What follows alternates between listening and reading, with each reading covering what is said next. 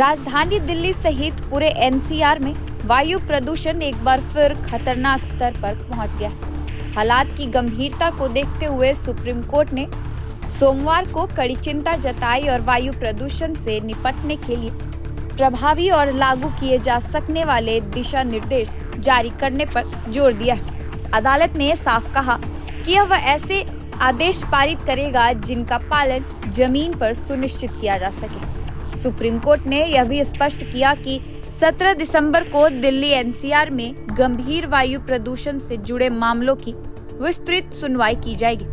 इस दौरान केंद्र और राज्य सरकारों ने उठाए गए कदमों और उनके प्रभाव पर जवाब मांगा जा सकता है। प्रदूषण के मुद्दे पर टिप्पणी करते हुए मुख्य न्यायाधीश सूर्यकांत ने कहा, हम समस्या से पूरी तरह वाकिफ हैं। अब ऐसे आदेश पारित करने की जरूरत है जिनका वास्तव में पालन हो सके। कुछ निर्देश ऐसे होते हैं जिन्हें सख्ती से लागू किया जा सकता है। बड़े शहरों में लोगों की जीवन शैली अलग अलग हो सकती है, लेकिन सबसे ज्यादा परेशानी गरीब तबके को झेलनी पड़ती है। इससे पहले पिछली सुनवाई में सुप्रीम कोर्ट की एक बेंच ने यह भी कहा था कि वायु प्रदूषण से जुड़ी याचिकाओं को सिर्फ सर्दियों के महीनों में सामने आने वाला एक सामान्य मामला मानकर नहीं देखा जा सकता। अदालत ने संकेत दिया था कि इस गंभीर समस्या के अस्थायी समाधान के लिए महीने में कम से कम 2 बार नियमित सुनवाई की जाएगी।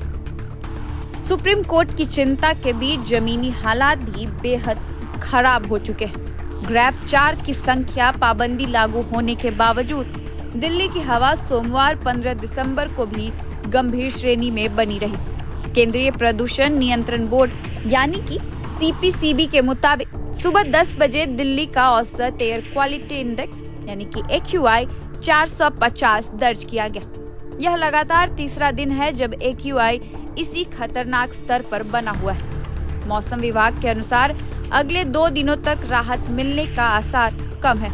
प्रदूषण के साथ साथ राजधानी में सीजन का सबसे घना कोहरा भी छाया रहा। दिल्ली के IGI एयरपोर्ट पर दृश्यता घटकर 50 मीटर तक पहुंच गई, जबकि सफदरजंग इलाके में शून्य दृश्यता रिकॉर्ड की गई। मौसम के लिहाज से आज दिल्ली का न्यूनतम तापमान करीब 10 डिग्री सेल्सियस और अधिकतम तापमान 24 से 25 डिग्री सेल्सियस रहने का अनुमान है।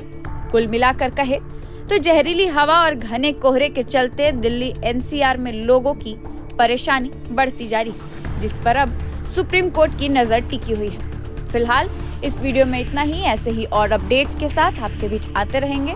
देखते रहिए प्रभात खबर डिजिटल। धन्यवाद, शुक्रिया।